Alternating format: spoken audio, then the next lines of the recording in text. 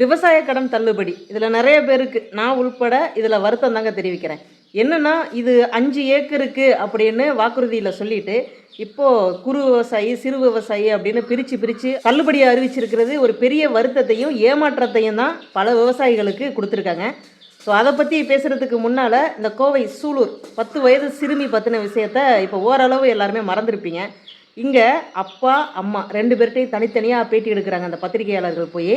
அப்பா சொல்கிறாரு பொண்டாட்டி குடிப்பா அப்படின்னு, பொண்டாட்டி சொல்கிறாங்க அப்பா குடிப்பார் அப்படின்னு. நிதியா நீதியா அப்படிங்கிற அந்த ஒரு டிபேட்டு. இப்போது இந்த குழந்தை இங்கே வந்து பாதிக்கப்பட்டிருக்கு, இவ்வளோ பெரிய கொடுமை நடந்திருக்கு அந்த குழந்தைக்கு. அப்படிங்கையில் அரசு தரப்புல இருந்து என்ன சொல்கிறாங்க, என்ன இதுக்கான நடவடிக்கை எடுக்க போகிறாங்க அப்படிங்கிற அந்த எதிர்பார்ப்பை இப்போது மக்கள் வந்து குறைச்சிருப்பாங்க. ஏன்னா அம்மாவும் அப்பாவும் சரியில்லை, அப்போ புள்ள பாதிக்கப்பட்டுருச்சு. ஸோ நம்மளை என்ன பண்ணுறோன்னா சரி கட்ட ஆரம்பிக்கிறோம். இந்த தவறு இதனால தான் நடக்குது, இது நடக்கலைன்னா இந்த தவறு நடந்திருக்காது அப்படின்னு.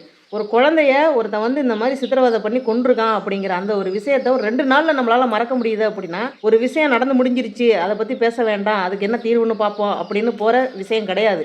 இதுபோல் இன்னொரு இடத்துல நடக்கக்கூடாது, இதுபோல் பெண் குழந்தைகளுக்கு இன்னொரு இடத்துல அநீதியை செய்கிறதுக்கு யாரும் யோசிக்க கூடாது அப்படிங்கிற வகையில் சட்டத்திருத்தம் அப்படிங்கிறது ஒன்று வேணும் அப்படிங்கிறது மக்கள் வந்து எல்லாரும் சேர்ந்து போராடணும்.